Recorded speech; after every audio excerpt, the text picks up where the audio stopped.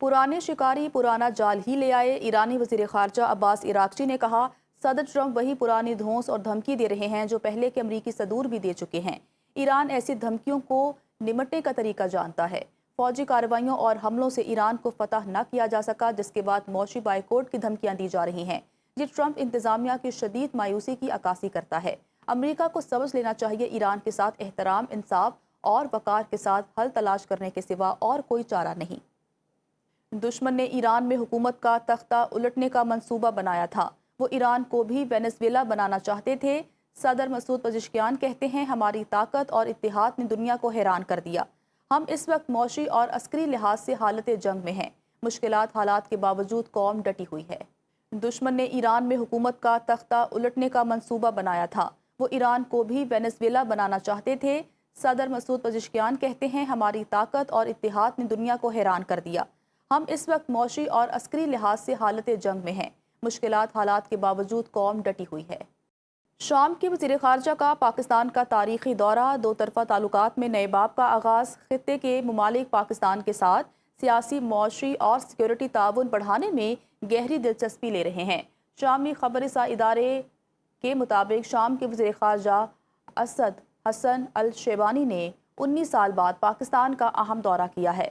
दमिश्क और इस्लामाबाद के दरमियान सियासी, सिक्योरिटी और इक़्तिसादी ताउन को मज़ीद मजबूत बनाने पर तबादले ख़याल किया गया। पाकिस्तान ने शाम की खुद मुख्तारी, इलाकाई सालमियत और मकबूजा गोलान के मामले पर शाम के मौक़िफ़ की भरपूर हिमायत का इआदा किया।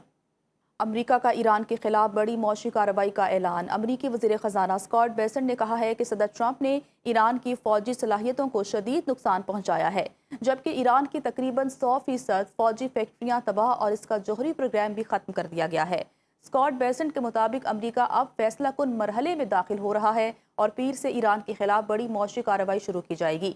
ये किसी मुखालिफ मुल्क के खिलाफ अब तक की सबसे बड़ी मालियाती कार्रवाई होगी। स्कॉट बेसेंट ने ईरान की मुखालफत से खौफजदा ममालिक पर खबरदार किया है कि इन्हें अमरीका को आजमाने की कीमत को नज़रअंदाज नहीं करना चाहिए। बेसेंट के मुताबिक अमरीकी मकसद ईरान की हुकूमत को सहारा देने वाली तमाम मौशी लाइफ लाइन्स मुनक़ता करना, ताकि तेहरान को मुकम्मल तौर पर तनहा किया जा सके। ईरान के खिलाफ अमरीकी दबाव और मौशी जंग की हिकमत अमली पर खुद साबिक अमरीकी ओहदेदारों की जानिब से सवालात उठने लगे हैं। साबिक अमरीकी वज़ीर दिफा लियोन पेनेटा का कहना है कि मौशी दबाव ईरान को हथियार डालने पर मजबूर नहीं कर सकता। आपने हुर्मस की सूरत हाल ने अमरीका समेत आलमी मईशत के लिए भी मुश्किलात बढ़ा दी हैं। दूसरी जानिब साबिक अमरीकी फ़ौजी अफसर कर्नल सेड्रिक लिटन ने खबरदार किया कि ईरान को खुराक और तिब्बी सामान की फराहमी रोकने की कोशिश न सिर्फ इंसानी बहरान को जन्म दे सकती है, बल्कि जदीद जंगी कवानीन के तहत इसे मुमकिना जंगी जुर्म भी तस्वुर किया जा सकता है।